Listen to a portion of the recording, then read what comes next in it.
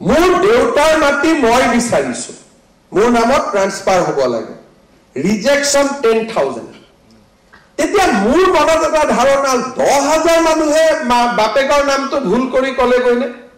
10,000 মানুহে ইমান ৰিস্ক ললে যে দেউতাৰ মাটিটো মোৰ নামত মোৰ দেউতা নহয় অথচ দেউতাৰ মাটি মই বিচাৰি আছো তেতিয়া আকৌ অলপ খনন কৰা হ'ল মাইনিং কৰা হ'ল উত্তৰটো আহিল যে তেওঁলোকে এনঅকেৰ সাৰ্টিফিকেটখন দিয়া নাই কাৰণে আমি ৰিজেক্ট কৰি দিছো এটা প্ৰশ্ন হ'ল এনঅকেৰ সাৰ্টিফিকেটখন কোনে দিয়ে সেই একেজন সাৰ্কেল অফিচাৰে দিয়ে যিজন সাৰ্কেল অফিচাৰে এনঅকেৰ সাৰ্টিফিকেটখন বিচাৰিছে নেক্সট অফ কিন সেই সাৰ্টিফিকেটখন দিয়াৰ মালিক কোন দিয়াৰ মালিকো তেওঁৱে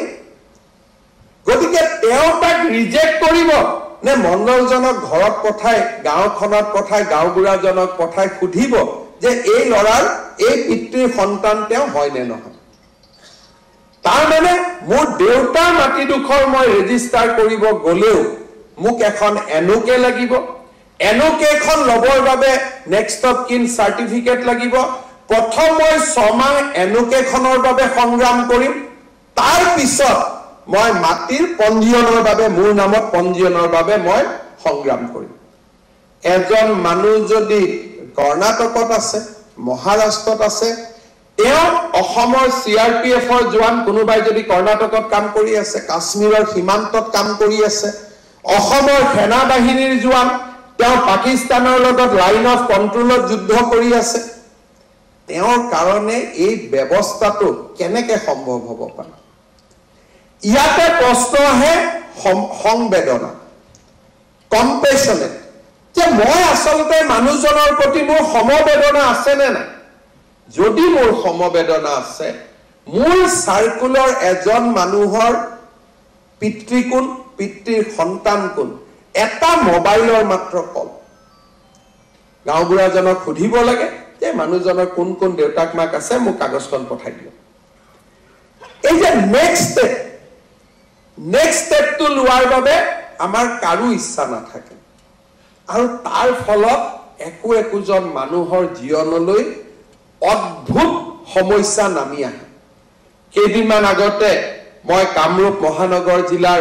উপায়ুক্তৰ কাৰ্যালয়ত গৈছিলো এগৰাকী ভদ্ৰ মহিলা মই সুধিলো খুৰী কিয় আহিছে অফিচত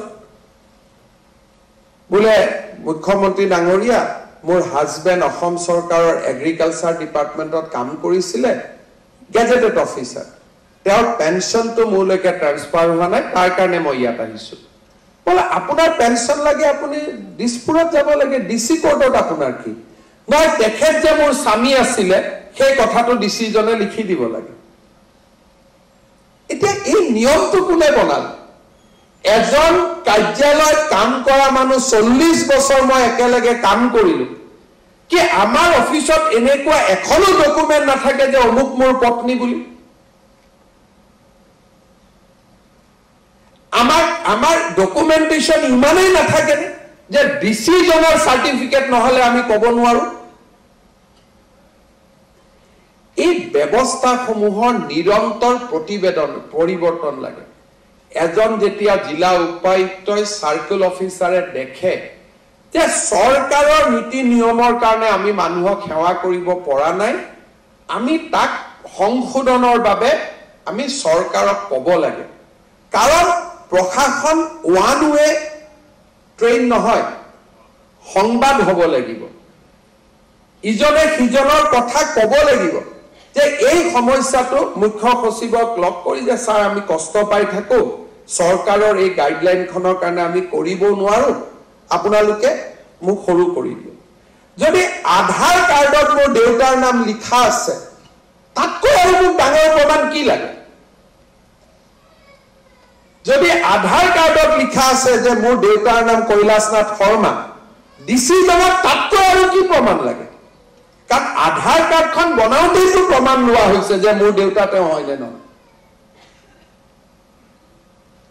সাহসী পৰিৱৰ্তন লাগিব যদি আমি সাহসী পৰিৱৰ্তন কৰিব নোৱাৰো প্ৰশাসন কেতিয়াও ৰাইজৰ ওচৰ চাপি নাযায় দুই এজনে মোক ক'ব যে ছাৰ মানুহজনে কিজানি সেকেন্ড ম্যাৰেজ কৰি থৈ দিছে কেনেকেনো দি ইনকুৱাৰী কৰি তেনেকুৱা কেছ কেইটা আহিব 5টা আহিব 10টা আহিব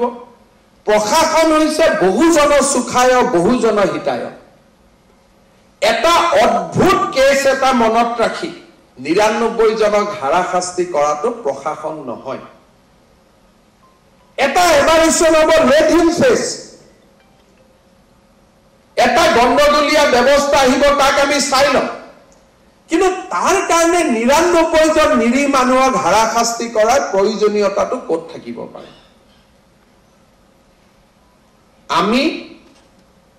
এটা অদ্ভুত পৰিৱৰ্তনৰ কাৰণে নিজক সাজু কৰিব লাগে